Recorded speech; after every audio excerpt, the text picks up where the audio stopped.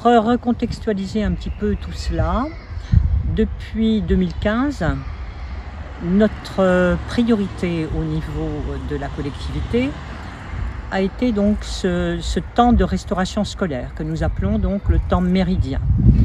Un temps qui pour nous est un temps extrêmement important, tant pour les enfants que pour les équipes qui travaillent, mais aussi des enseignants.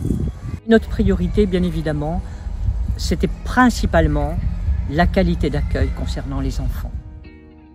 De la part du maître d'ouvrage, il n'y avait pas forcément de demande spécifique de construction bois, il y avait une demande de démarche environnementale générale, mais assez vite dans les discussions, parce que c'est des choses dont on parle dès le début des études, il y a eu un consensus sur l'utilisation du bois, avec malgré tout des interrogations du maître d'ouvrage sur le bois, ce qui est récurrent, l'utilisation du bois en bardage et son vieillissement. C'est un bâtiment qu'on a construit en utilisant pas mal de bois. L'utilisation du bois, c'est d'abord une question de logique constructive, c'est-à-dire d'utiliser le matériau qui nous paraît le plus pertinent, le plus juste à chaque endroit du bâtiment en fonction des objectifs du projet. Toute l'enveloppe, les murs, toutes les façades extérieures, la toiture sont ossature bois et panneaux de CLT remplis d'isolants. Dans les finitions, on va dire, on a essayé d'utiliser beaucoup de bois en écoutant donc les demandes du maître d'ouvrage et les contraintes du site.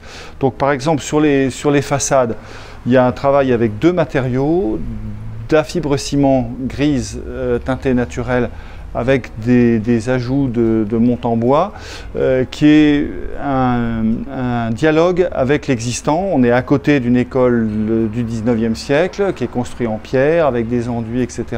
On voulait retrouver des continuités, qui est un dialogue avec ce bâtiment.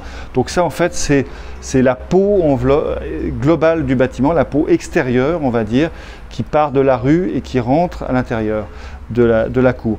Et ensuite, on a d'autres parties, comme ce qu'on a derrière moi, qui sont creusées dans cette masse pour accueillir plutôt le préau comme ici, ou toutes les circulations des élèves, du personnel, des enseignants, etc.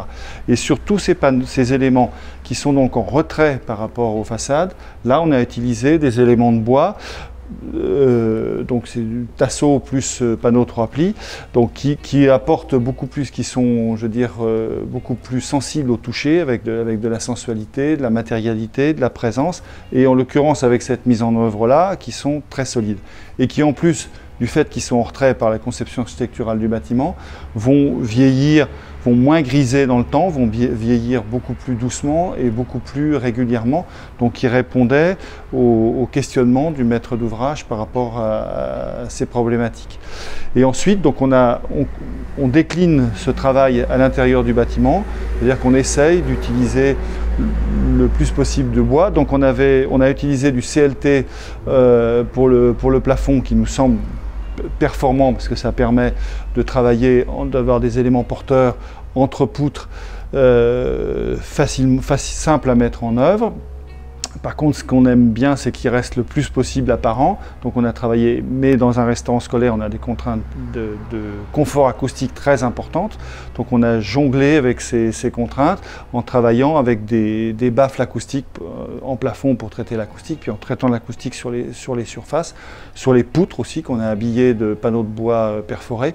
Donc, de façon à garder le plus possible ces éléments de plafond bois apparents qui jouent beaucoup sur la qualité des lieux. Et ensuite, on a travaillé sur tous les éléments de menuiserie. Il y a beaucoup d'éléments de façade rideau qui sont montés sur des montants en bois qu'on voit derrière moi. Donc on a une partie, toutes les parts closes sont métalliques, mais tout le reste, c'est-à-dire le support, les montants derrière, etc., sont des gros éléments en bois qui, pareil, en bois massif, qui, pareil, donnent une qualité importante, enfin, contribuent à la qualité des espaces intérieurs. Et ensuite, on a décliné cette même démarche sur tout le mobilier intérieur. Donc on aime beaucoup travailler sur toute la séquence d'entrée dans un restaurant scolaire, qui est un élément important de transition pour les enfants entre l'arrivée depuis la classe jusqu'à la salle à manger. Donc on a à chaque fois des halls d'entrée avec des panneaux bois vestiaires, avec du tourillon bois pour suspendre les vêtements, et puis l'élément du lavage des mains, qui est un élément important, encore plus important dans la période que l'on traverse. Donc on met en scène avec des éléments qu'on dessine spécifiquement en panneaux 3 plis et avec des lave-mains en inox. Donc nous avons travaillé bien évidemment en concertation avec les élus et puis les parents d'élèves et même les élèves eux-mêmes que nous avons sollicités et auxquels nous avons soumis un certain nombre de projets pour lesquels il y a eu plusieurs réunions publiques avec des échanges pour que nous puissions construire un projet qui vraiment corresponde bien aux différentes attentes. Alors cette restauration scolaire fonctionne déjà depuis 1 an. Les retours sont parfaitement positifs. Les premiers retours ont été de la part des enseignants qui effectivement nous ont précisé que les enfants en début d'après-midi étaient aussi bien mieux, reposés, dans de meilleures conditions. Et puis les parents d'élèves qui aujourd'hui apprécient vraiment ce confort, ce temps convivial de qualité pour leurs enfants.